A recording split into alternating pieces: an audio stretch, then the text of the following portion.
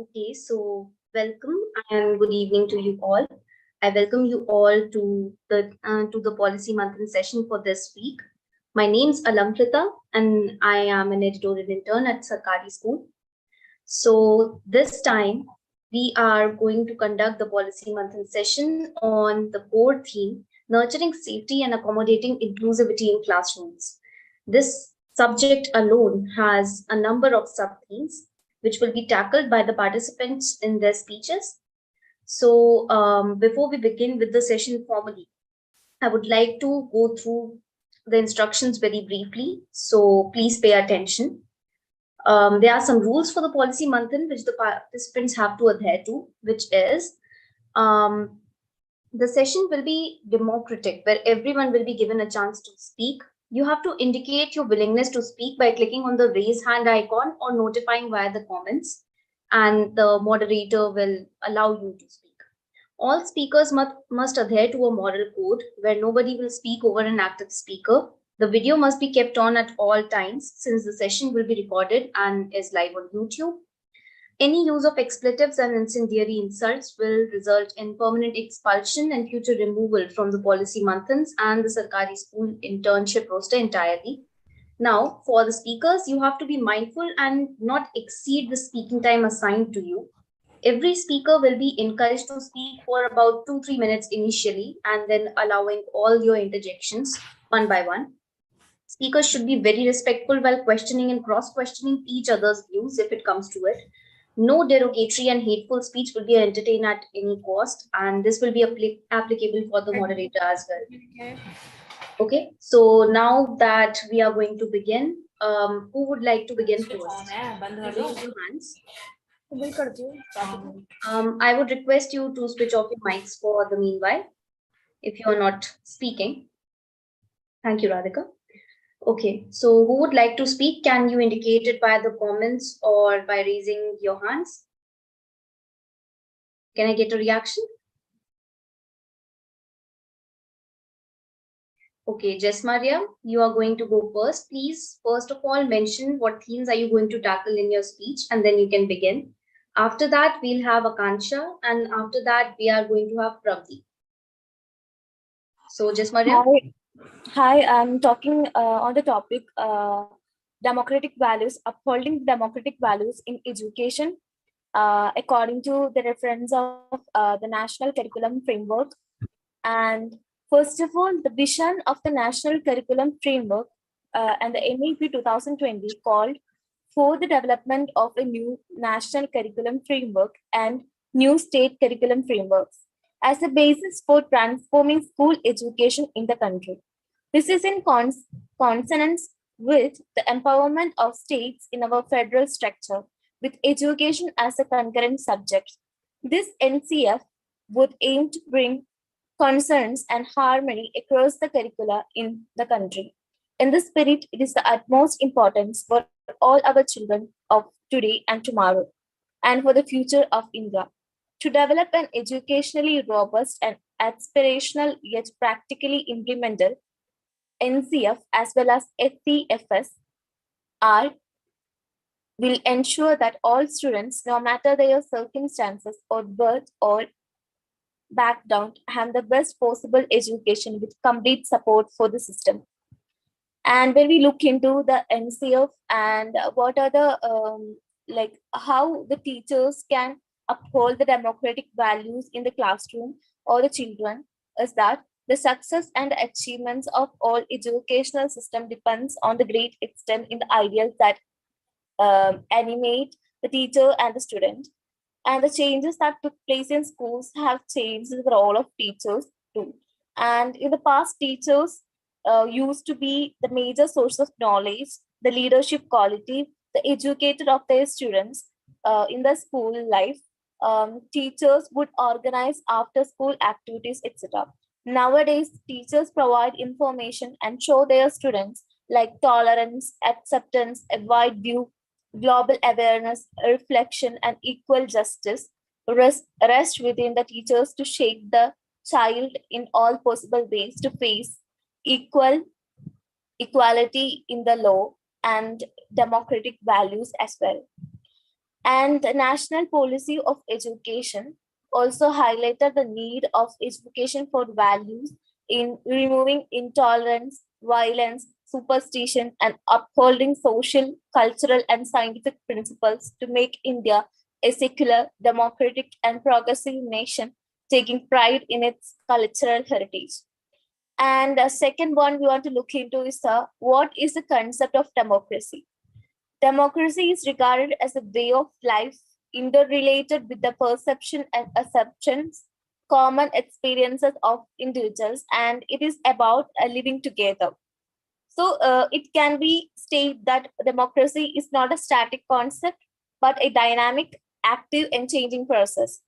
Democracy is based on faith in dignity and worth of every single individual as a human being. The object of a democratic education is therefore the full all-round development of every individual's personality. That is an education to initiate the students into many-sided art of living in a community. And the next one we want to look into is the topic of the concept of democratic value.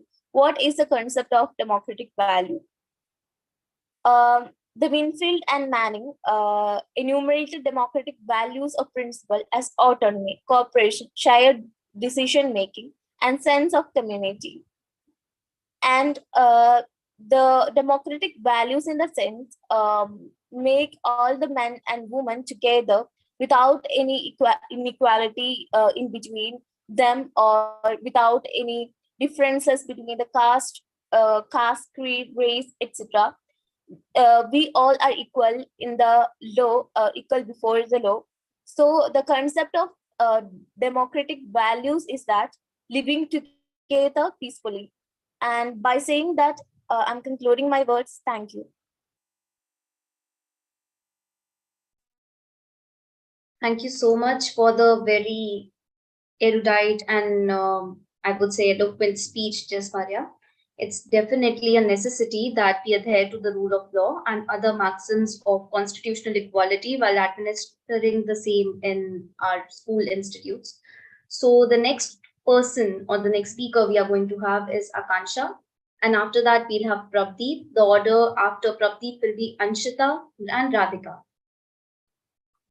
So yeah, Akansha, you can switch off your mic and you can speak.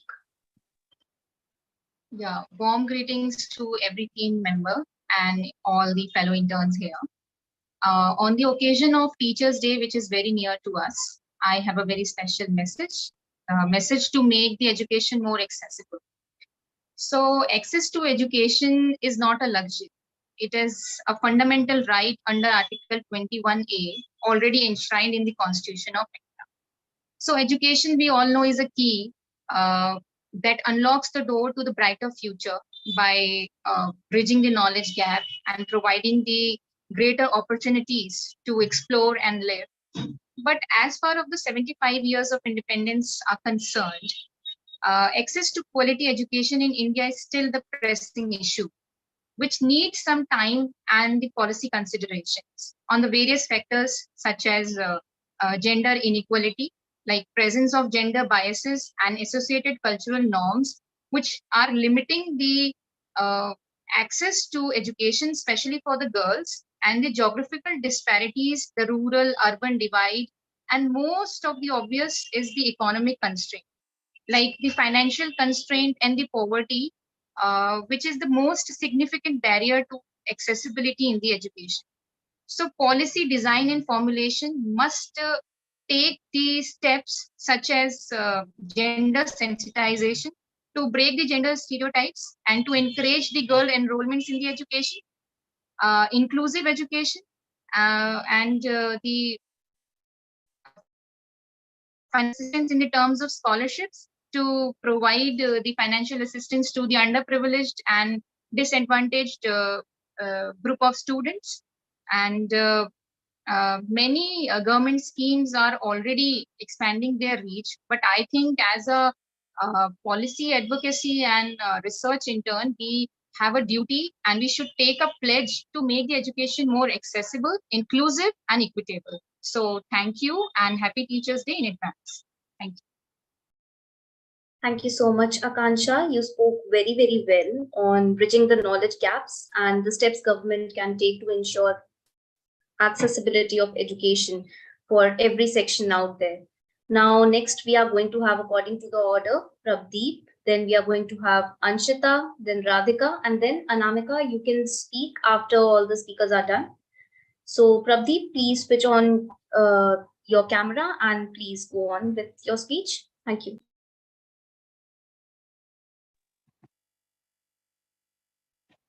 Good evening, everybody. I'll be talking about conflict management in schools.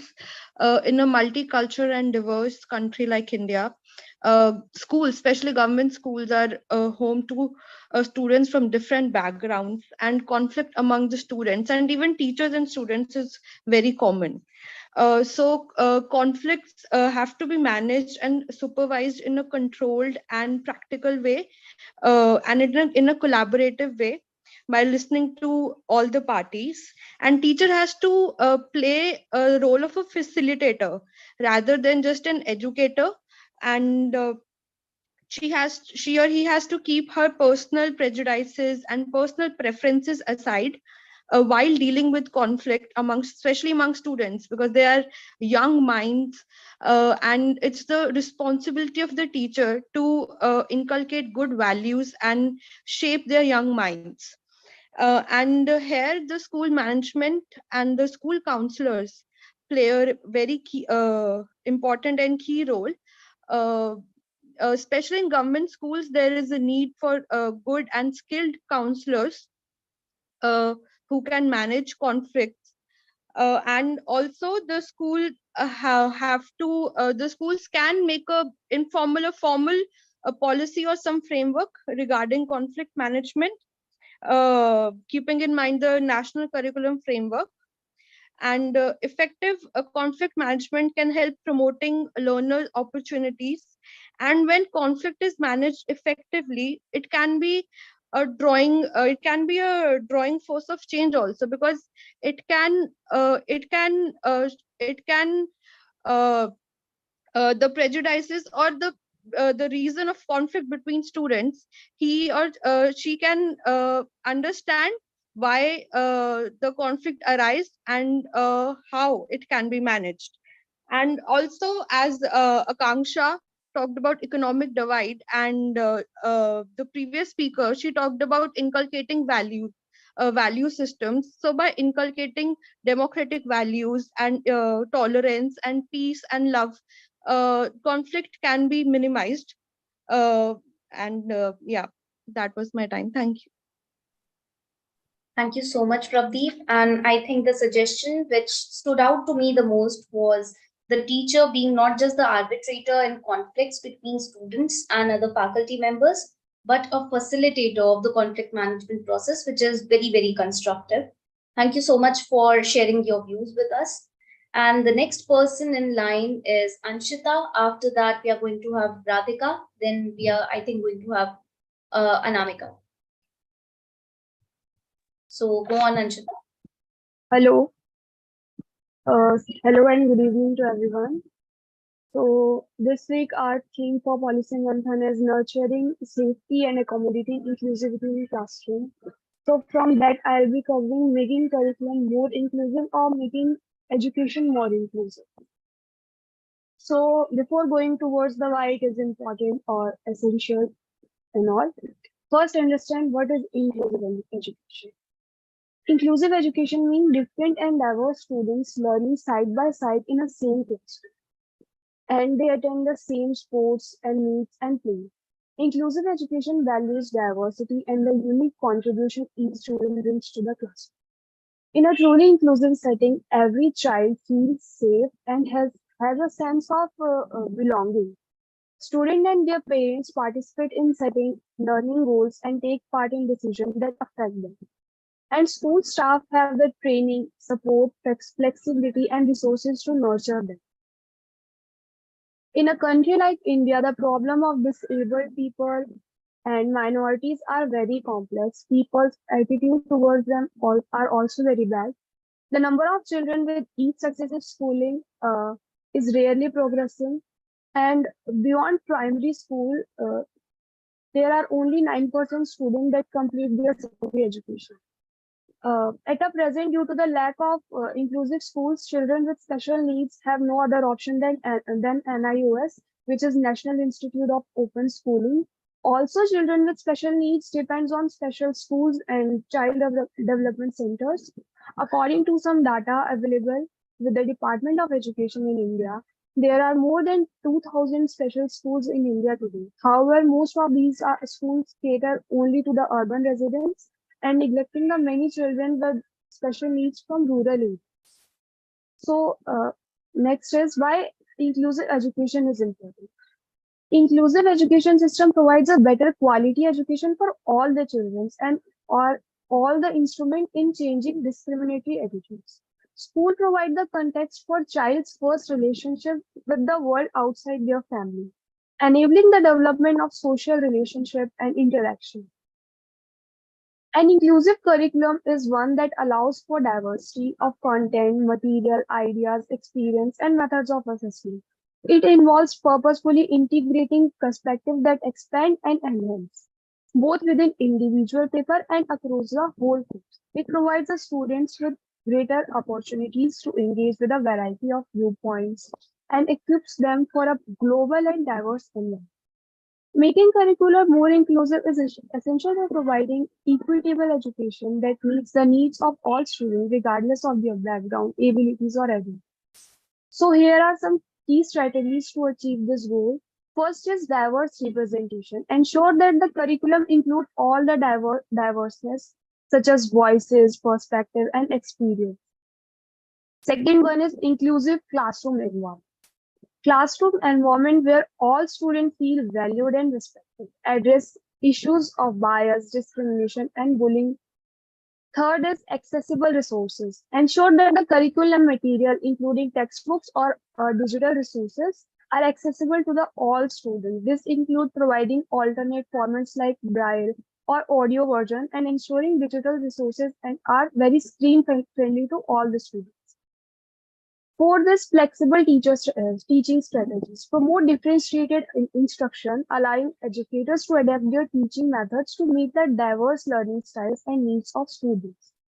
Fifth is assessment and evaluation. Develop uh, develop these type of assessment that measure a broader range of skills, not that a traditional standardized test, to accommodate diverse learning styles and abilities. In conclusion, I would say for successful implementation of an inclusive education system in India, parents, teachers, and even the children without disabilities have to be educated about the system and made aware of its benefits. These people play a very vital role in implementation of these processes because they interact with the children with disabilities on regular basis and their environment. Children with disabilities also have access to inclusive, quality, and education on an equal footing with others in a community which they live. Thank you. This was from myself. Thank you so much, Anshita. Especially the strategies were, I think, the focal point of whatever you spoke on, including the spirit of accommodation and inclusivity in our school curriculums as well as classrooms. I think the point which stood out to me the most was integrating flexible methods by teachers and employing new methods for assessments. So the next person who's going to speak is Radhika, and after that, Anamika. I would say that you brace yourself.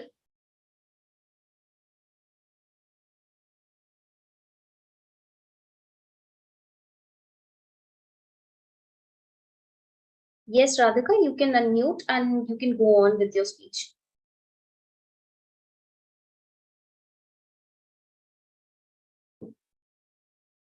I hope my message is audible.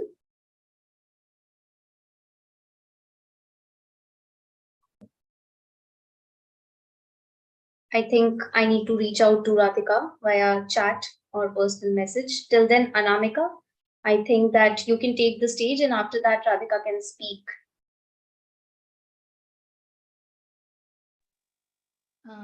Hello, am I audible?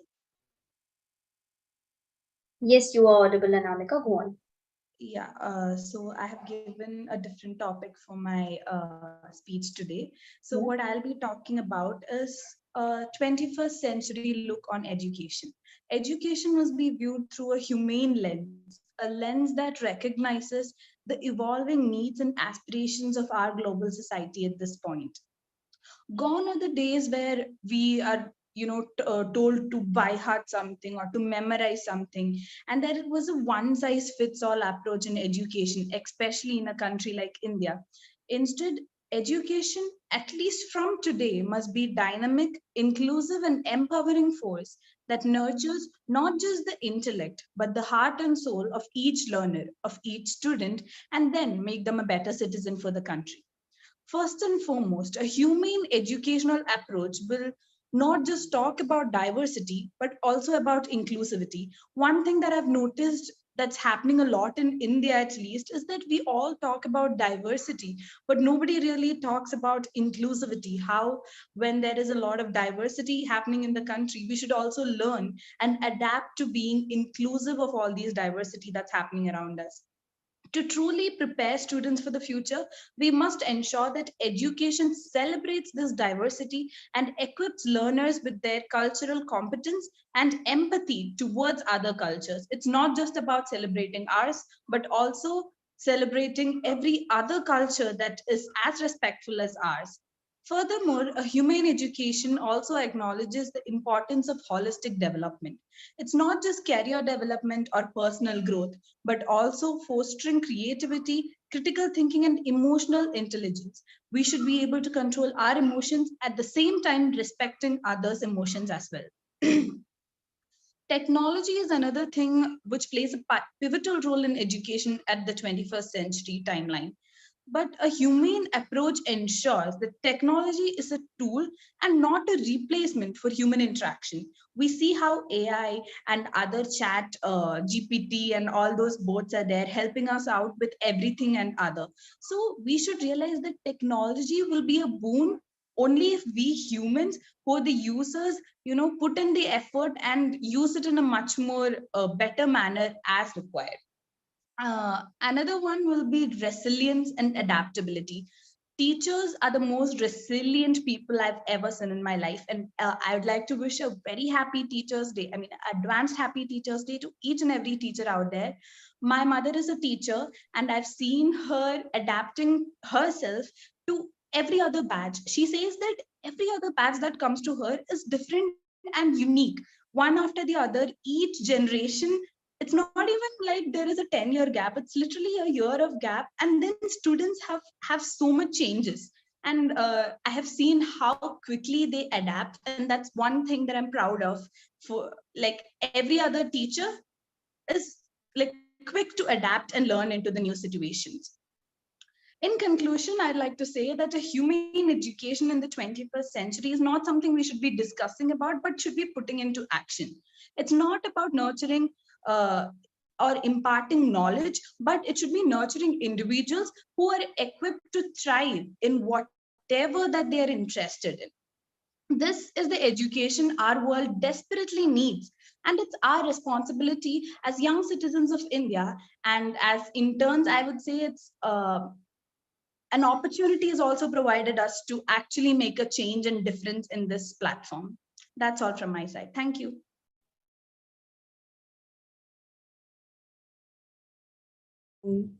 Thank you so much, Anamika. And it was like really, really heartening to listen to your experience as a child of a parent who is a teacher. And I appreciate that you brought out the fact that teachers have been the driving force of our educational system. And they have definitely been very resilient with every incoming change. Say the growth which happened in 10 years, which is now happening in a span of a year. It's really, really difficult to put up and pace up with that. And I think the teachers out there are doing a fantastic job of doing that. So after that, I think Radhika, she has raised her hand. Radhika, I think that you unmute yourself and you can also switch on your camera so that we can make the discussion more interactive. And after Radhika, if there are any more speakers, Kashish, Soumya, Deepankar, anyone, you can raise your hand and I can decide on the course that will follow.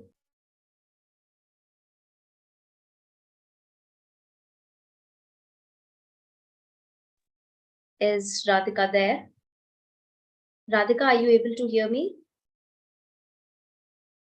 I think that she just logged out of the meeting. She must be facing some errors. Okay, she's back. Radhika, are you there? All right, all right. I can see Soumya has her hand up. So, meanwhile, Soumya, you can go on and share your views with us. Yeah, thank you, Alankrita. Am I audible? Yes, Soumya, you are audible. And if you want, you can also switch on your camera so that we can have a more interactive discussion with you. Yeah, actually, my network connection is not so well.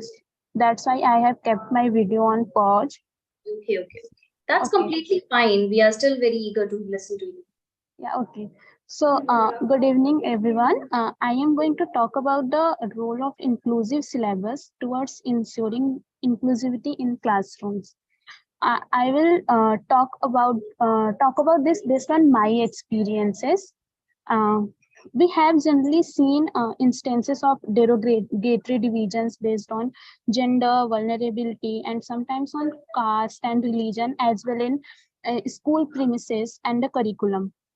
In my childhood, what I can recall that there was this picture of a happy family in the textbook where mother used to cook food and the father used to watch program on TV or was in a perfect ironed cloth going to his office.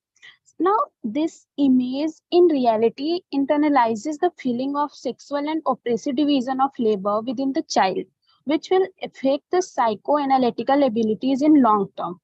Other than this, there are various other instances of ignorance, such as overlooking the role of Dalits and other minority communities per se in literature, in politics, in history, and other subjects.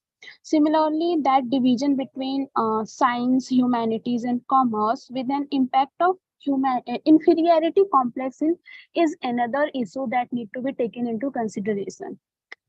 These divisions or these lack of inclusivity in the syllabi have restricted the exposure of children to diverse cultures, viewpoints, and the identities of people.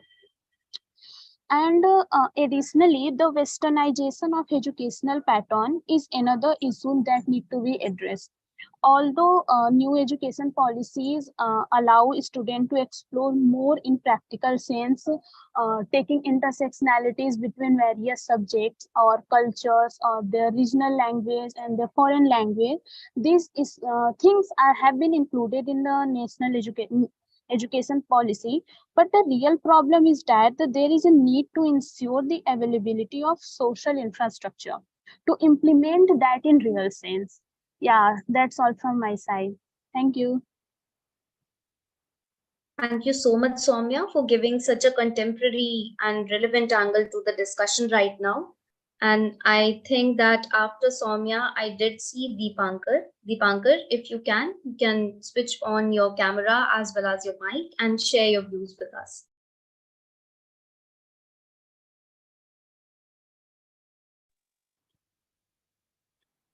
Am I audible now? Yes, Deepankar, you are very much audible and we are very eager to hear you. First of all, very good evening to all of you. So my today's topic will focus more on inclusivity, my personal experiences, and the role of personal development. So first, I will start with the point I left in last CIFS session. That is the importance of offline education as a whole. I think it's the biggest boon to humanity where hundreds of students sit together and they study and they learn from it. Uh, when we sit together, we learn about different cultures, we talk to each other, we know their real nature, and when we form bonds throughout those years. Like if I take example from my own school in third standard, I had a friend Harish Khan and Sajid. So they brought like very delicious poha and chole bhature, and I have been friends with them my whole life.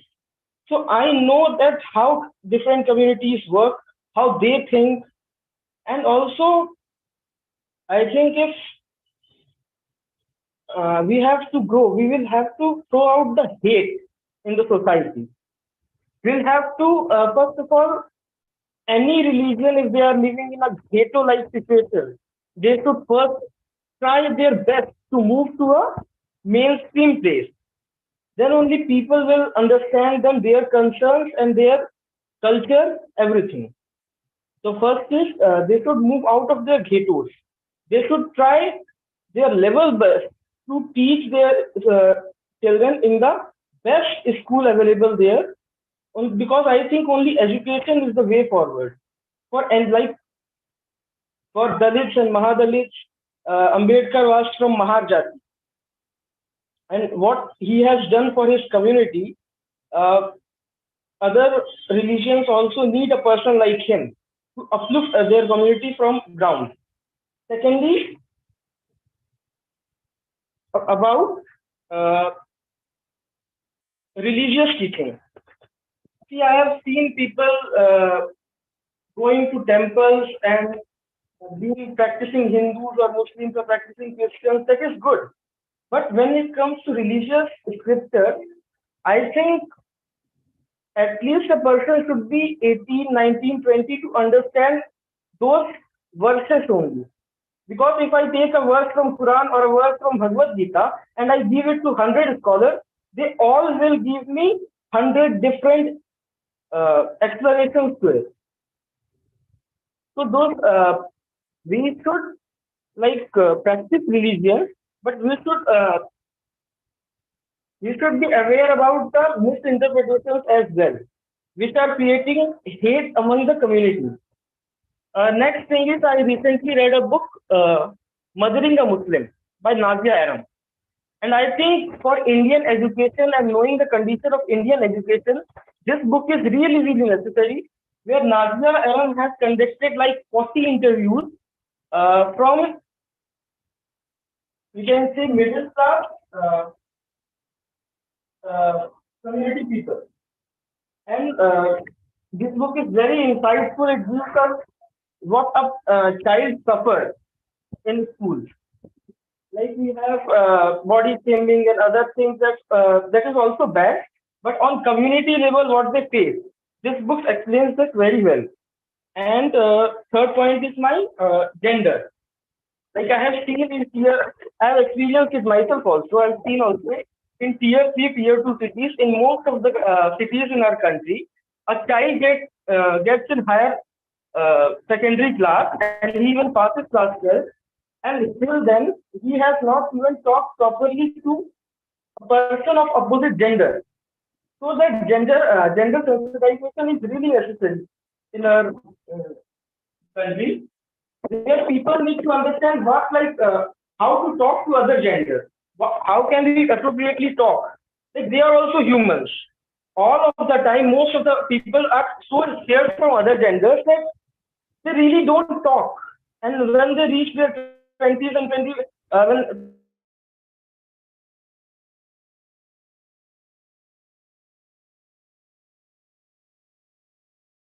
20s of their life, don't see try to objectify. So schools should try to make both the genders more comfortable while they talk. They should not stop like girls should sit in right side, boys should sit at least in primary classes.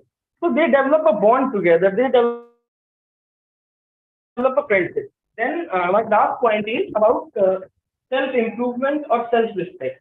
Like in today's society, or self-respect is really, really important. Am I audible? Yes, you are audible, Dipankar. Please go on. I think for in today's society, self-respect is really, really important. In school curriculum, through chapters, through literature, through fiction, through non-fiction, science, literature, Hindi, English, we should teach that self-respect. I think self-respect is the most important quality a person should have. And for building that self-respect, that doesn't come like easily. You have to have inner strength for that. You have to be honest for that. So I think self-respect is a thing schools should also work for children, and that's all from my side. Thanks. Okay, thank you so much, Dipankar. Good suggestions made out there. And I think we have one of the last speakers left in the lineup. Kashish, if you would like to speak and share your views with us, please feel free to do that.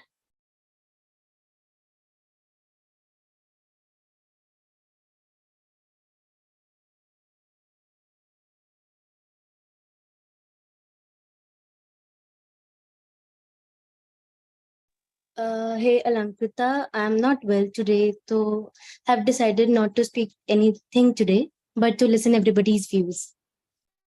Okay, that's completely all right, Kashish. The main thing is that you were present during the session, and we are very, very thankful for that. And I hope that you will be one of the most voracious speakers in the next session. So I guess Radhika is back here with us, and she has raised her hand. Radhika, please feel free to share your views.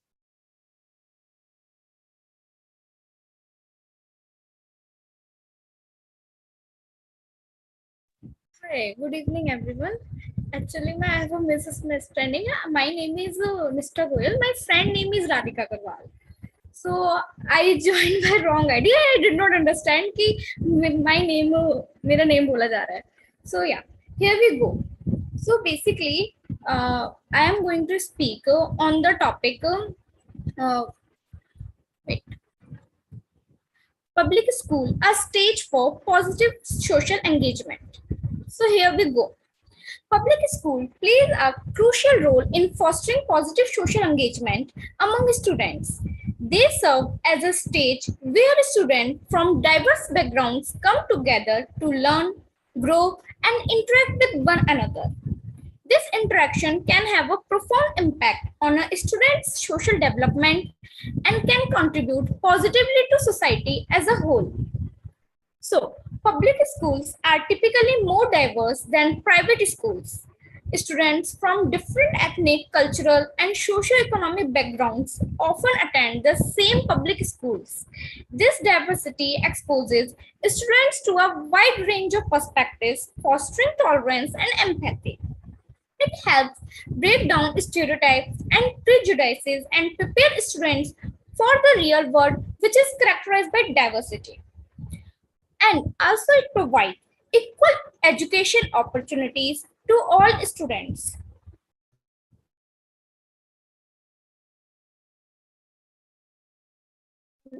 Nishtha, I believe that you are on mute. Can you please unmute yourself? What? I already unmuted. I think that there must be a little bit of an issue in transmission. I think I can hear you clearly now, so you can resume your speech. Am I audible now? Yes, Nishtha, you are completely audible. So I think that you can continue whatever you were speaking. Please keep the momentum going. Okay. So yeah, I said that the equal opportunities were provided to all the students, regardless of their economic background. Then, it also often at the center of local communities. They serve as hubs where parents, teachers, and students come together for various events and activities. This sense of community fosters social engagement and a feeling of belonging, which can be instrumental in a student's development. It also provides ample opportunities for students to develop essential social skills through classroom discussions, group projects, sports, and extracurricular activities. Students learn how to communicate, collaborate, and resolve conflicts.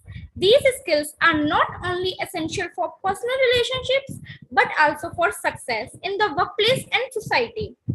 It also plays a crucial role in educating students about their rights and responsibilities as citizens. They teach the principles of democracy, the importance of voting, and the value of civic engagement. It helps prepare future generations to actively participate in the democratic process, contributing positively to society.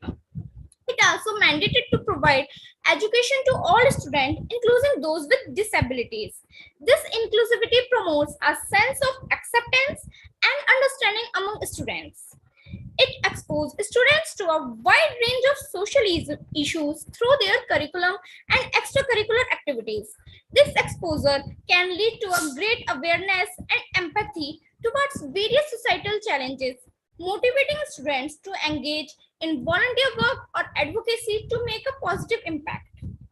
It provides a safe environment for students to learn conflict resolution skills.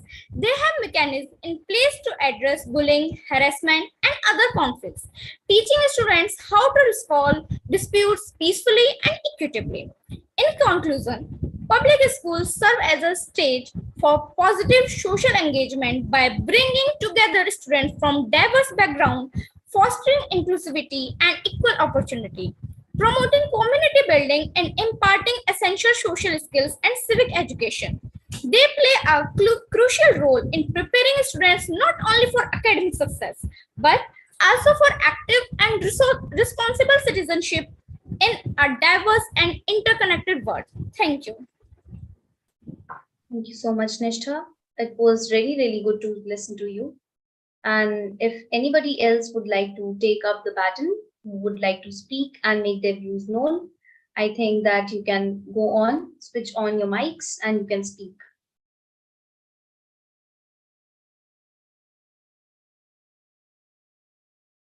Okay, so till now, I think everyone has gotten a chance to speak. Anjali, would you like to make your views known to us, or would you like to share some takeaways from the session?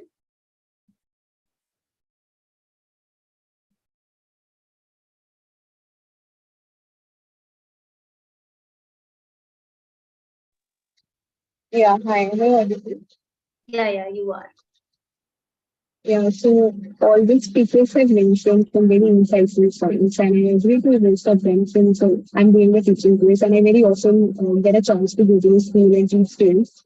So I have observed that there are in a classroom there are students of each size, so they are all different from each other. So this is very important for us as teachers to understand the requirement of each child and cater to their needs and design our activities, our lesson plans, and the curriculum uh, such a way that help them understand things so very from very grassroots level, and they, as I said, cater to their needs. So yeah, I think that would be my point for this. Okay, thank you so much for sharing your experience and insights with us, Anjali. I think overall the session has successfully addressed broadly all the sub themes and a couple of new themes which the speakers introduced. And I really, really appreciate the spirit of initiative that they have demonstrated. But I think there are a few questions that I would like to throw into the discussion so that we can also give it a very refined angle. I'll wait for 5 to 10 minutes. First of all, dealing with the role of teachers in educational institutes, I would like to ask what is a difference, according to you, what is the difference between a teacher and a preacher, and how does it figure in our educational schema? I mean, you can take your time, you can compose yourselves, you can just, take your time to compose your views and then share it with us. So the question is, what is the difference between a teacher and a preacher, and how does this difference figure significantly in a school education system?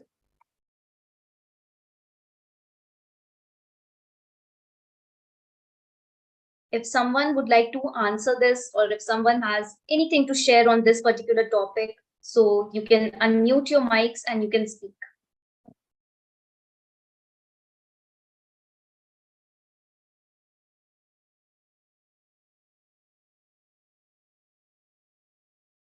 Think about this question, because a lot of times the teacher has been equated to a god. So, okay, all right, okay. Okay, so a lot of times the teacher has been equated to a god, but do you think that all these godly qualities, which are also associated with preachers and godmen, should be manifest in a teacher. And if teachers are a spiritual guide, then how can they administer that guidance to the students?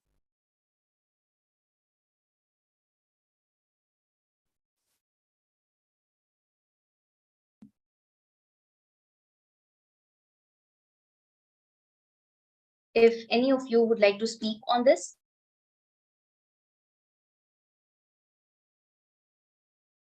I guess right now there's no one, because I was expecting a couple of views on this.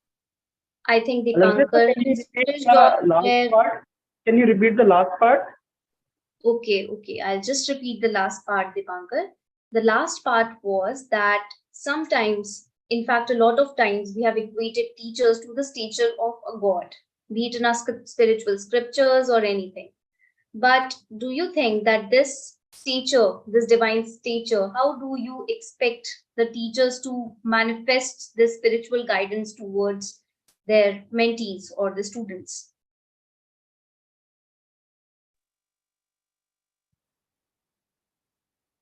Uh, so I would first start with saying that my mom is a teacher, so I have lived with her whole life, and I know teachers from primary sections to upper primary to higher education.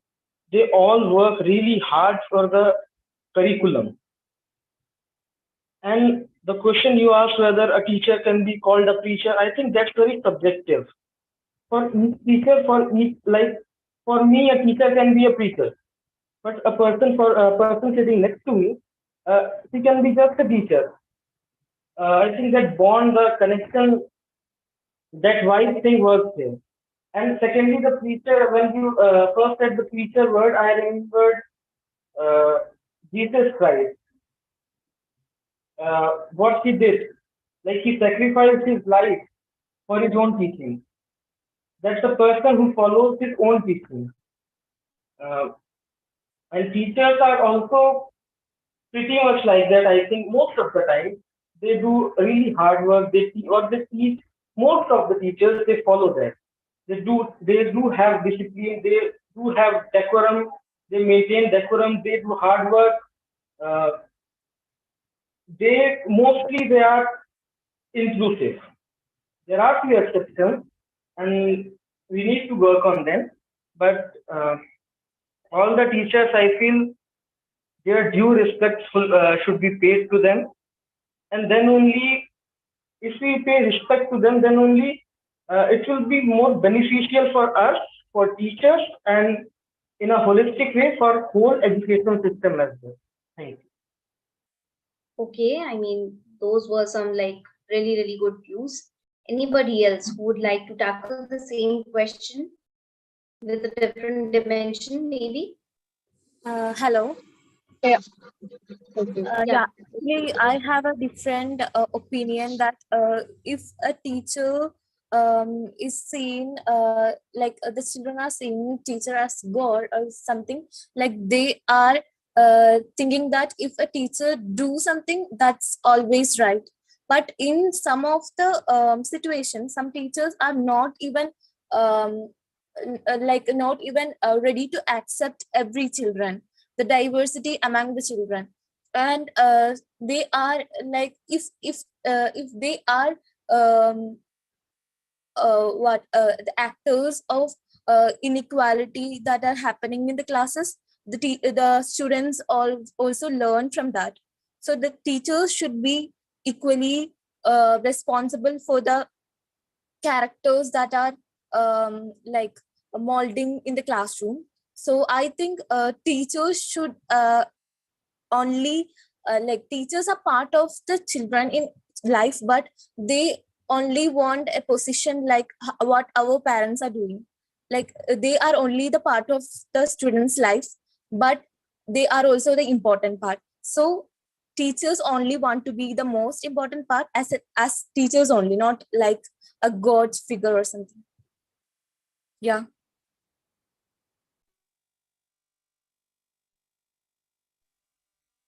Yeah, hi. I would just like to echo just Maria's point that we uh, often as student teachers, as future teachers, get told that teachers are facilitators for students. And I agree to this, Maria, that teachers should not be a god figure. They should not be authoritative in the classroom. They should, in fact, be very friendly to students. One example that I would like to bring here, there's a school in Dibanka, Rajasthan. We got a chance to visit this. This school is called Innovative School. There are actually two schools in Dibanka in Rajasthan which are called innovative schools, because there also in the classroom we observed that the students, they did not call their teachers as ma'am or sir. They would call female teachers as Didi, and in fact they would call male teachers as, by their name and add G after their name. For example, Sudhir G. So that was a very good example that we encountered there, that student teacher relationship was very friendly. The teachers were not authoritative as it should not be. This is the ideal thing that should be in the classroom, that they should not be authoritative. Children were very comfortable with them. They were not, they did not fear also asking questions. So this was a very good thing, and I feel that this is a point where Delhi schools, differentiate from those innovative schools, and this should be implemented here also. I feel, because I have visited schools in Delhi also, and I'll be doing it in my internship also in few days. Delhi schools, MCD schools, the teachers often, we have seen them being very authoritative, and there was a sense of fear in students. They would, often back out from asking something. Uh, when we went to the schools, they would, they were very friendly with us because we were not like their teachers. There was a huge age difference between the teachers and the students, but they called us Didi, and they felt us like someone not very older from them. So there was a sense of friendship between us and the students as well. So something that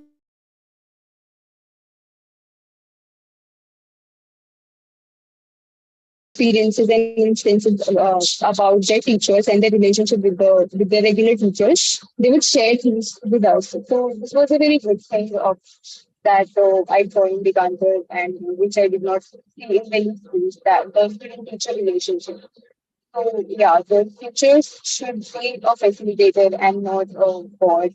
There should be a friendly relationship between the students and the teachers. That with the classroom would be very, interactive, and students will be willing to interact and speak in the classroom, because this also we have observed in many schools that students they a lot of times would not like to speak in the classroom because of, as I said it earlier as well, the sense of fear they have. So yeah. Thank you so much, Anjali, for sharing your really, really expressive views. And I think this is a field backed research which you are citing and you are involved in it. So it makes me really, really happy that you are involved in such an initiative of, let's say, investigative inquiry. And I think that is particularly needed currently in our policy paradigm, so as we can just discover where we are lacking as educators or as a whole, to form the school education community and to empower students with a sense of, let's say, very fearless inquiry. Because what we need is not people who will back off or shy away from asking questions, but we really need an invigorating environment of discussion, deliberation, open discussions, to be honest. And yeah, age is definitely a factor, but I've also seen in my time in academia that despite their age, professors, especially in the higher academia, and in the lower academia, such as primary schools, they were open to discuss everything with students, because they not only brought their professional insight to the profession, they also brought a very, very personal experience of being parents to students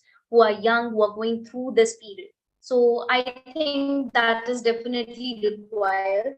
And to other attendees who shared our views with us and spoke on different streams about inclusivity and accommodation in school environment. I'm very, very thankful to them. And I expect that we'll have such a robust attendance as well as voracious speakers in our next session as well. And to conclude, I think that we are hurtling soon towards the Teachers' Day, the Indian Teachers' Day. And it's a day to remember that who are the teachers and what do they stand for exactly, and how, if we are going to go into that sphere, how are we going to approach the students and contribute to the construction of the new education policy or the new education curriculum framework. I think the goal overall should be to make education more democratic and imbibe it with a sense of spiritual duty, as well as, ethical education, which is, I think, the need of the hour, given the incidences which happened recently.